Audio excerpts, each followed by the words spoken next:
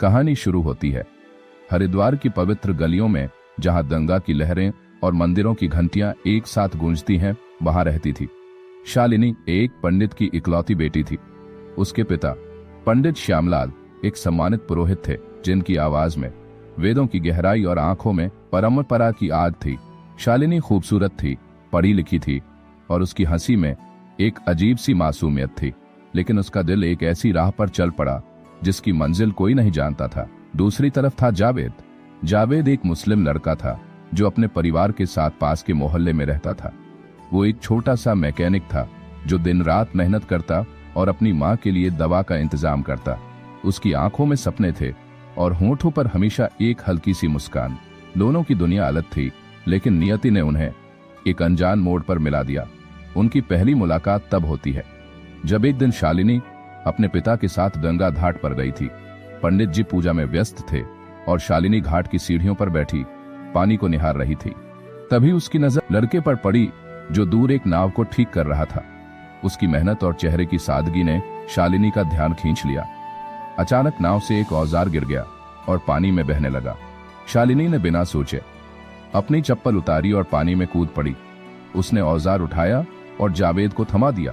शुक्रिया, जावेद ने हल्के से मुस्कुराते हुए कहा। कोई बात नहीं, शालिनी ने जवाब दिया और जल्दी से वापस चली गई। लेकिन उस एक पल में कुछ बदल गया था। प्यार का आधास दिन बीतते गए और दोनों की मुलाकातें बढ़ने लगी।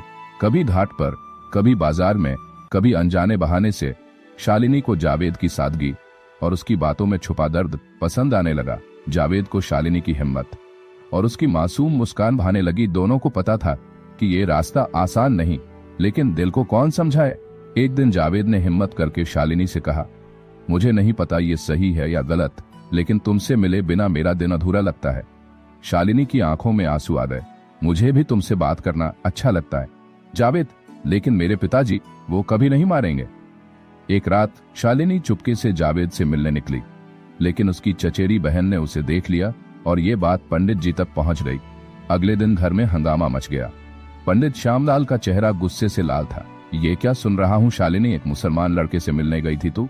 क्या कमी रखी मैंने तुझ में? उनकी आवाज में दर्द और गुस्सा दोनों थे। शालिनी चुप रही, लेकिन उसकी आंखों से आंसू टपक रहे थे। उधर जावेद के घर में भी खबर पहुंच गई। उसकी माँ ने उसे समझाया, बेटा, हमारे समाज में इसे कभी कबूल नहीं करेंगे। लेकिन जावेद ने कहा, अम्मी, प्यार में मजहब कहाँ देखा जाता है? मैं उससे शादी करना चाहता हूँ। एक दिन शालिनी घर से गायब हो गई। पंडित जी ने पुलिस में शिकायत की और इल्जाम जावेद पर लगा। जावेद को हिरासत में ले लिया गया। पूरा मोहल्ला गूंज उठा। पंडित की लड़की को मुस्लिम लड़का भगा ले गया, लेकिन हकीकत कुछ और थी। शालिनी अपने दोस्त की मदद से दिल्ली भाग गई थी। उसने जावेद को एक चिट्ठी लिखी थी जो पुलिस को उसके घर से मिली। जावेद, मैं तुम्हें तकलीफ नहीं देना चाहती, मैं जा रही हूँ। शायद इससे हमारे घर वालों को सुकून मिले, मुझे माफ करना। जावेद को रिहा कर दिया गया, लेकिन उसका दिल टूट चुका था। वो हरिद्वार की गलियों में शालिनी को ढूंढता रहा, पर वो मिली नहीं। उधर दिल्ली में शालिनी एक छोटी सी नौकरी कर रही थी। हर रात वो गंगा के किनारे बिताए पल याद करके रोती।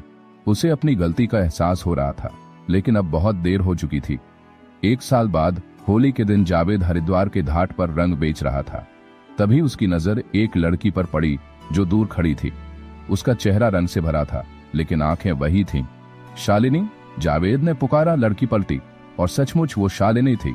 दोनों एक दूसरे को देखते रहे। शालिनी ने कहा, मैं वापस आई हूँ जावेद, पिताजी अब हमें समझने को तैयार है।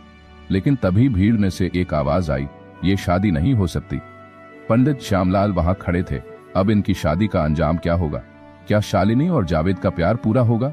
क्या समाज और परिवार की दीवारें टूटेंगी, या फिर ये कहानी अधूरी रह जाएगी? ये सवाल हवा में लटक गया, जैसे गंगा की लहरें जो कभी जवाब नहीं देती।